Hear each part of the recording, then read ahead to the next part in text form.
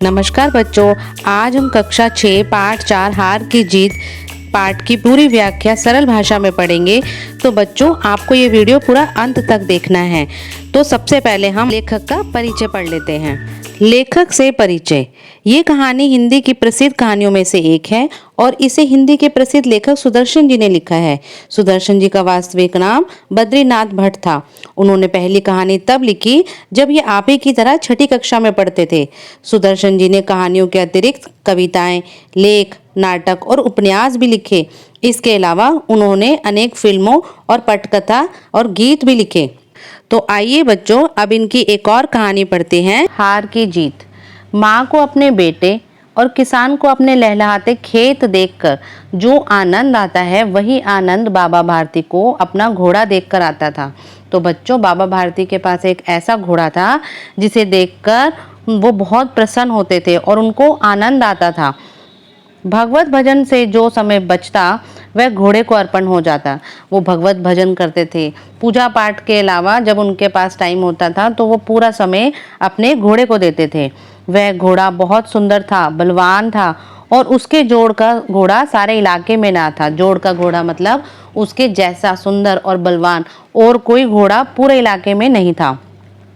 बाबा भारती उसे सुल्तान कहकर पुकारते थे। अपने हाथ से खरहरा करते, खुद दाना खिलाते और देख देख प्रसन्न होते थे। मतलब कि वो खुद ही उसकी सारी देखभाल करते थे, खुद ही दाना खिलाते थे और उसे देखकर प्रसन्न होते रहते थे। उन्हें रुपया, माल, असबाब, जमीन आदि अपना सब कुछ छोड़ दिया। उन्होंने अपना रुपया, माल, जमीन, जायदाद सब कुछ छोड़ दिया। यहाँ तक कि उन्हें नगर के जीवन से भी घृणा थी। जो शहरी जीवन है वो भी उन्हें नहीं भाता था। और अब गांव से बाहर एक छोटे से मंदिर में रहते थे। गांव में भी नहीं रहते थे, गांव से बाहर रहते थे, एक छोटे से मंदिर में भगवान का भजन करते थे और कहते थे कि मैं सुल्तान के बिना नहीं रह सकूंगा। वो इतना प्यार अपने घोड़े से करते थे। उन्हें ऐसी भ्रांति सी हो गई थी, उन्हें ऐसा भ्रम हो गया था कि वे सुल्तान के बिना रह ही नहीं सकते। वह उसकी चाल पर लट्टू थे। उसके जब घोड़ा चलता था तो उन्हें ऐसा लगता था जैसे मोर घटा को देखकर नाच रहा हो। तो उसकी घोड़े की चाल, सुल्तान की चाल उन्हें बहुत अच्छी लगती थी। जब तक संध्या समय सुल्तान पर चढ़कर 8-10 मील चक्कर ना लगा लेते तो उन्हें चैन ना आता। तो जब तक शाम को वो सुल्तान पर बैठकर, घोड़े पर बैठकर 8-10 मील चक्कर ना लगा लेते तो उन्हें चैन नहीं आता। वो जरूर रोज संध्या को उस पर बैठ के चक्कर लगाते थे। खड़क सिंह उस इलाके का प्रसिद्ध डाकू था। उसका नाम सुनकर सब कांपते थे। होते होते सुल्तान की कीर्ति उसके कानों तक भी पहुंच गई। अब धीरे धीरे सुल्तान की जो कीर्ति थी, सुल्तान का नाम उस डाकू तक के कानों में भी पहुंच गई। उसका हृदय उसे देखने के लिए अधीर हो उठा। तो वो तो ठहरा डाकू, तो अब उसको ये हुआ कि मैं उस घोड़े को जरूर देखूंगा। एक दिन दोपहर के समय बाबा भारती के पास पहुंचा और नमस्कार कर कर बैठ गया। बाबा भारती ने पूछा, खड़क सिंह क्या हाल है? खड़क सिंह ने सिर झुकाकर उत्तर दिया कि आपकी दया है। तो बाबा ने बोला, कहो इधर कैसे आए हो? सुल्तान की चाह खींच लाई। खड़क सिंह बोला कि मैंने सुल्तान के बारे में इतना सुना है तो मुझे उसकी चाह खींच लाई। विचित्र जानवर है, देखोगे तो प्रसन्न हो जाओगे। बाबा भारती बोलते कि ये घोड़ा एक विचित्र जानवर है और तुम देखोगे तो प्रसन्न हो जाओगे। खड़क सिंह बोलता है कि मैंने भी बहुत प्रशंसा सुनी है, उसकी चाल तुम्हारा मन मोह लेगी। बाबा भारती बोलते हैं कि वो घोड़े की चाल जो है वो तुम्हारा भी मन मोह लेगी। खड़क सिंह बोलता है कि कहते हैं देखने में बहुत सुंदर है। क्या कहना, जो उसे एक बार देख लेता है उसके हृदय पर उसकी छवि अंकित हो जाती है। तो ये किसने कहा? बाबा भारती ने बोला कि उसका तो क्या कहना भाई, जो उसे एक बार देख लेता है तो उसके दिल में उसकी छवि अंकित हो जाती है। खड़क सिंह बोला, बहुत दिनों से अभिलाषा थी, आज उपस्थित हो सका हूँ। बाबा भारती और खड़क सिंह दोनों अस्तबल में पहुंचे। बाबा ने अपना घोड़ा घमंड से खड़क सिंह को दिखाया। तो बाबा ने अपना घोड़ा खड़क सिंह को इतने घमंड से दिखाया कि ये उनका घोड़ा है, देखो कितना अच्छा है। उसने सैकड़ों घोड़े देखे थे, खड़क सिंह ने सैकड़ों घोड़े देखे थे, परंतु ऐसा बांग का घोड़ा, बांग का मतलब बहुत अच्छा, बहुत सुंदर, बहुत बलवान, उसकी आंखों से कभी ना गुजरा, मतलब उसने कभी नहीं देखा। वह सोचने लगा, भाग्य की बात है, ऐसा घोड़ा खड़क सिंह के पास होना चाहिए था। इस साधु को ऐसी चीजों से क्या लाभ? उसने मन ही मन सोचा। कुछ देर तो वो आश्चर्य से चुप खड़ा रहा। इसके पश्चात उसके हृदय में हलचल होने लगी। अब उसे ऐसा होने लगा कि ये घोड़ा तो भाई मेरे पास होना चाहिए था। बालकों सी अधीरता से बोला, परंतु बाबा जी इसकी चाल ना देखी तो क्या देखा। तो खड़क सिंह ने बोला कि बच्चों की तरफ जिद करके बोलने लगा कि बाबा जी अगर इसकी मैंने चाल नहीं देखी तो क्या देखा। तो बाबा भारती भी तो मनुष्य ही थे, अपनी चीज की प्रशंसा दूसरों के मुख से सुनने के लिए उनका हृदय भी अधीर हो गया। जैसे हमारे पास कोई चीज है और हम अब उसकी प्रशंसा किसी और के मुंह से सुनते हैं तो हम भी खुश हो जाते हैं ना, वैसे वो भी खुश हो गए और घोड़े को खोलकर बाहर ले आए और उसकी पीठ पर हाथ फेरने लगे। ठीक है, एकदम घोड़े को बाहर ले आए और उसकी पीठ पर हाथ फेरने लगे। एकाएक उचक्कर सवार हो गए। कौन? बाबा भारती। घोड़ा हवा से बातें करने लगा। घोड़ा बहुत तेज भागने लगा। उसकी चाल को देखकर खड़क सिंह के हृदय पर सांप लौट गया। मतलब वो हैरान रह गया, अरे इतना अच्छा घोड़ा इनके पास कैसे। वह डाकू था और जो वस्तु उसे पसंद आ जाए उस पर वह अपना अधिकार समझता था। तो खड़क सिंह तो बच्चों आपको पता है कौन थे, वो एक डाकू था। तो वो ये सोचता था कि जो उसे चीज पसंद आ जाए वो तो अब मेरी ही है। उसके पास बाहुबल था, आदमी थे, मतलब उसके और भी लोग थे। बेरहमी थी, वो किसी पे रहम भी नहीं करता था। और जाते जाते उसने कहा, बाबा जी ये घोड़ा आपके पास ना रहने दूंगा। अब वो ये बोल के भी चला गया कि ये घोड़ा अब आपके पास नहीं रहने दूंगा। बाबा भारती डर गए। अब उन्हें रात को नींद नहीं आती। सारी रात अस्तबल की रखवाली में कटने लगी और प्रति क्षण खड़क सिंह का भय लगा रहता। उनको हर समय, प्रतिक्षण मतलब हर टाइम, खड़क सिंह का भय लगा रहता। लेकिन कुछ मास बीत गए, कुछ महीने बीत गए, कोई नहीं आया। यहाँ तक कि बाबा भारती कुछ असावधान हो गए, मतलब उन्होंने थोड़ी परवाह करनी बंद कर दी। इस भय को स्वप्न के भय की नाई मिथ्या समझने लगे। मतलब अब वो सोचने लगे जो मेरा डर था वो स्वप्न की तरह था जो अब खत्म हो गया। एक दिन क्या हुआ, संध्या का समय था। बाबा भारती सुल्तान की पीठ पर सवार होकर घूमने जा रहे थे। उसी समय उनकी आंखों में एक चमक थी। ठीक है, इस समय उनकी आंखों में एक चमक थी, मुख पर प्रसन्नता। घोड़े के शरीर को देखते, कभी उसके रंग को देखते और मन में फूले ना समाते, क्योंकि वो घोड़े से बहुत प्रेम करते थे, उसकी चाल से, उसकी सुंदरता से, उनकी शरीर से। तो सहसा एक ओर से आवाज आई। जब वो सैर कर रहे थे तब एक साइड से कोई बैठा था नीचे, तो वहां से आवाज आई, ओ बाबा इस कंगले की सुनते जाना। एक आदमी वृक्ष के नीचे बैठा है और उसने बाबा भारती को आवाज लगाई कि ओ बाबा इस कंगले की सुनते जाना। तो बाबा भारती अपने घोड़े पर बैठकर घूमने जा रहे थे, तो उन्होंने घोड़ा रोक लिया और उनकी बात सुनने लगे। उसकी आवाज में करुणा थी। बाबा ने घोड़े को रोक लिया।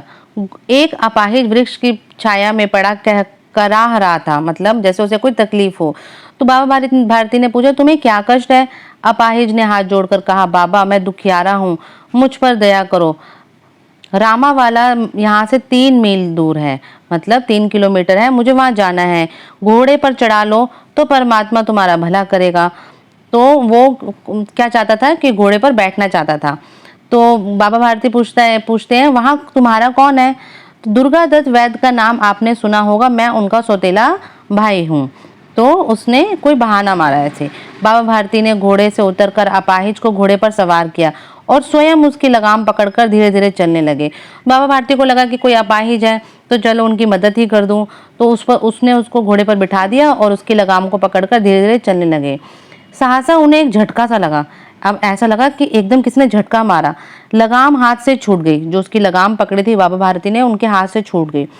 उनके आश्चर्य का ठिकाना ना रहा। वो एकदम हैरान रह गए जब उन्होंने देखा कि अपाहिज घोड़े की पीठ पर तन कर बैठा है और घोड़े को दौड़ाए लिए जा रहा है। तो उनके मुख से भय, विस्मय और निराशा मिली हुई एक चीख निकल गई। मतलब उनको तो ये लगा कि एकदम किसी ने उनके हाथ से लगाम छीन ली और एकदम घोड़े पर तन कर बैठ गया और घोड़े को दौड़ाए लिए जा रहा है, घोड़े को दौड़ा रहा है। वह अपाहिज, आप लोगों को पता चल गया ना पाठ पढ़ते ही, वह अपाहिज और कोई नहीं था, वो था डाकू खड़क सिंह। बाबा भारती कुछ देर तो चुप रहे और उस कुछ समय पश्चात निश्चय करके पूरे बल से चिल्लाकर बोले, जरा ठहर जाओ। पहले तो वो एकदम चुप रहे और उसके बाद उन्होंने पूरी कोशिश करके पूरी ताकत से बोला, चिल्लाकर बोले, जरा ठहर जाओ। खड़क सिंह ने यह आवाज सुनकर घोड़ा रोक लिया। वो भी डर गया और उसकी गर्दन पर प्यार से हाथ फेरते हुए कहा, बाबा जी अब ये घोड़ा ना दूंगा, परंतु एक बात सुनते जाओ। ये किसने बोला? बाबा भारती ने बोला, ठीक है लेकिन एक बात सुनते जाओ। खड़क सिंह ठहर गया। बाबा भारती ने निकट जाकर उसके पास गए और उसकी ऐसी आंखों से देखा जैसे बकरा कसाई की ओर देखता है और कहा, ये घोड़ा तुम्हारा हो चुका है।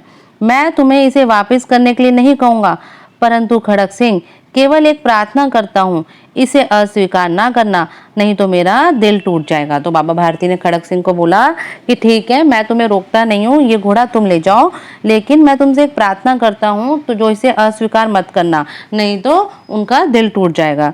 बाबा जो वो खड़क सिंह बोला, बाबा जी आज्ञा कीजिए, मैं आपका दास हूँ, लेकिन ये घोड़ा नहीं दूंगा। आप घोड़े का नाम ना लो। बाबा भारती बोलते हैं, आप घोड़े का नाम ना लो, मैं तुमसे इस विषय में कुछ नहीं कहूंगा। मेरी प्रार्थना केवल ये है कि ये घटना किसी के सामने प्रकट ना करना। जो भी ये घटना हुई, जो भी वो अपाहिज बनकर बाबा भारती को उसने झूठ बोला और घोड़े पे चढ़ गया और घोड़ा लेकर भाग गया, तो जो भी ये घटना हुई, बाबा भारती ने बोला इसके बारे में किसी से नहीं बताना। खड़क सिंह का मुंह आश्चर्य से खुला रह गया। खड़क सिंह सोचने लगा, है ऐसा क्यों? उसे लगा कि उसे घोड़े को लेकर वहां से भागना पड़ेगा। उसको लगा कि मैं तो बाबा का घोड़ा लेकर एकदम भागूंगा, परंतु बाबा जी ने उसे स्वयं कहा कि इस घटना को किसी को ना बताना, तो वो आश्चर्यचकित रह गया। इससे क्या प्रयोजन सिद्ध होता है? खड़क सिंह ने बहुत सोचा, बहुत सिर मारा। खड़क सिंह ने सोचा कि भाई क्यों नहीं सबको बताना, और उसने बहुत सोचा, बहुत सिर मारा, लेकिन उसे कुछ समझ ना आया। हार कर उसने अपनी आंखें बाबा भारती के मुख पर गड़ा दी और पूछा, मतलब उसने वो बाबा भारती के चेहरे पे टिक गया, उनकी आंखों पर टिक गया और पूछा, बाबा जी इसमें आपको क्या डर है? तो सुनकर बाबा भारती ने उत्तर दिया, लोगों को यदि इस घटना का पता चलेगा तो वो किसी गरीब पर कभी विश्वास नहीं करेंगे। मतलब कि जिस तरह से बाबा भारती ने खड़क सिंह को गरीब समझकर उनकी मदद की, तो अगर लोगों को इस घटना का पता चलेगा तो लोग भी, अगर कोई सच्ची में गरीब लोग होगा और उसको कोई परेशानी होगी तो लोग उसकी मदद नहीं करेंगे, सब यही सोचेंगे ये धोखेबाज है। दुनिया से विश्वास उठ जाएगा।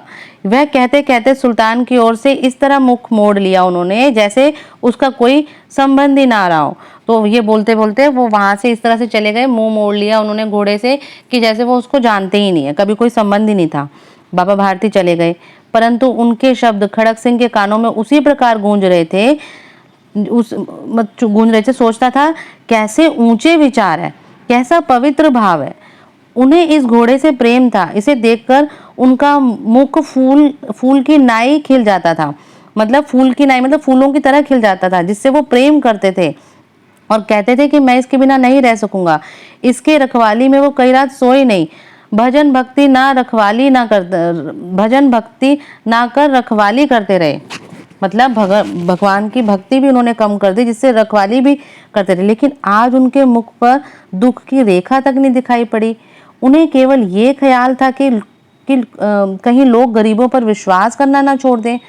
तो ये कैसे हो सकता है? रात के अंधेरे में खड़क सिंह बाबा भारती के मंदिर में पहुंचा। चारों ओर सन्नाटा था, आकाश में तारे टिमटिमा रहे थे। थोड़ी दूर पर गांव के कुत्ते भी भौंक रहे थे। मंदिर के अंदर कोई शब्द सुनाई न देता। खड़क सिंह सुल्तान की बाग पकड़े हुए था और वह धीरे धीरे अस्तबल के फाटक पर जा पहुंचा। फाटक खुला पड़ा था। किसी समय बाबा भारती वहां स्वयं की लाठी लेकर पहरा देते थे, परंतु आज उन्हें किसी चोरी का डर नहीं था, किसी डाके का भय नहीं था।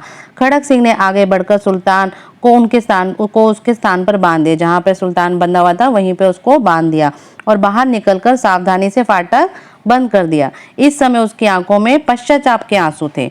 अब उसे पश्चाताप हो रहा था, ये मैंने क्यों किया।